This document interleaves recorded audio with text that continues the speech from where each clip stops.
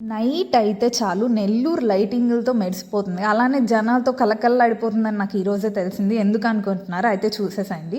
ఈరోజు మేము మహావతార్ నరసింహ మూవీకి వెళ్దామని ఫిక్స్ అయ్యామన్నమాట. మా డాడీకి టైం దొరకట్లేదు అని చెప్పి నైట్ షోనే దొరికింది మాకు. సో సర్లే అని చెప్పి అప్పుడే బుక్ చేసాం.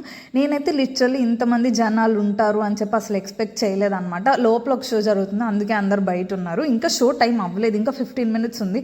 అప్పటికే ఇంతమంది వచ్చేస్తున్నారు.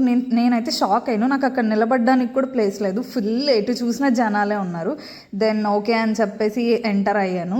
చూసారా అసలు మ్యాక్స్ హాల్ అంతా ఫుల్ అయిపోయింది ఇక్కడ. నేను ఈ మూవీకి ఎప్పటి నుంచో వద్దాం అంటే నాకు ఫస్ట్ థింగ్ ఎవరు రాలేదు నాతో తోడు రావడానికి. అందుకని మా డాడీకి ఆ టైం దొరికితే వచ్చేసాను అనమాట. మూవీ అయితే చాలా బాగుంది.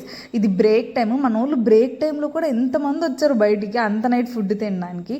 అసలు యానిమేషన్ కానీ ఎంత బాగుందో, సౌండ్ ఎఫెక్ట్ అయితే టాప్ నాచ్ ఉందన్నమాట.